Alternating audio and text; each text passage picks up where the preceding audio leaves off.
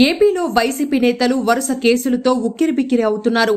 ఇప్పటికే మాచర్ల మాజీ MLA Pinnelli Ramakrishna Reddy EVM పగలగొట్టిన కేసులో జైల్లో ఉన్నారు. టీడీపీ ఆఫీస్పై దాడి చేసిన కేసులో గన్నవరం మాజీ ఎమ్మెల్యే వల్లభనేని వంశీపై కేసు నమోదైంది. తమ చేత బలవంతంగా రాజీనామా చేయించారని వాలంటీర్లు ఇచ్చిన ఫిర్యాదుతో గుడివాడ మాజీ ఎమ్మెల్యే కొడాలి నానిపై పోలీసులు కేసు నమోదు చేశారు.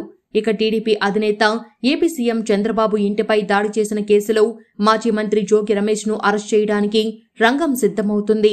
టీడీపీ కార్యాలయంపై దాడి కేసులో తలశీల రఘురాం, లేళ్ల అప్పిరెడ్డి, దేవినేని అవినాష్, నందికం సురేష్ వంటి వారు కేసులు ఎదుర్కొంటున్నారు.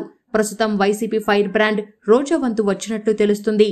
గత వైసీపీ ప్రభుత్వ హయాంలో నిర్వహించిన ఆడుదాం ఆంధ్ర, సీఎం కప్, ఇతర క్రీడా కార్యక్రమాల్లో నిధుల గోల్మాల్పై చంద్రబాబు ప్రభుత్వం ఫోకస్ పెట్టింది. దీనిలో భాగంగానే సిఐడికి వివిధ క్రీడా సంఘాలు, సీనియర్ క్రీడాకారులు చేసిన ఫిర్యాదులపై చర్యలు తీసుకోవడానికి రంగం సిద్ధమైంది. ఆటలకు సంబంధించిన నిధులు దుర్వినియోగం చేశారని ఆర్యపార్ట్య సంస్థ సీఈఓ ప్రసాద్ సిఐడికి ఫిర్యాదు చేశారు.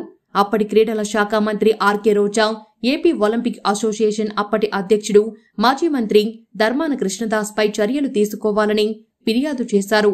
దీనిపై స్పందించిన సిఐడి ఈ ఫిర్యాదుపై తదుపరి చర్యలు తీసుకోవాలని విజయవాడ నగర పోలీస్ కమిషనర్ను ఆదేశించారు.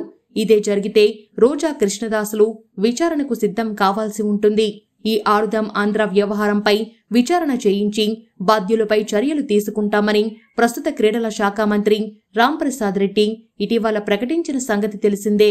గత ప్రభుత్వ హయాంలో ప్రజాధనంతో నిర్వహిస్తున్న ఆడుదాం ఆంధ్ర కార్యక్రమంపై విమర్శలు వచ్చాయి.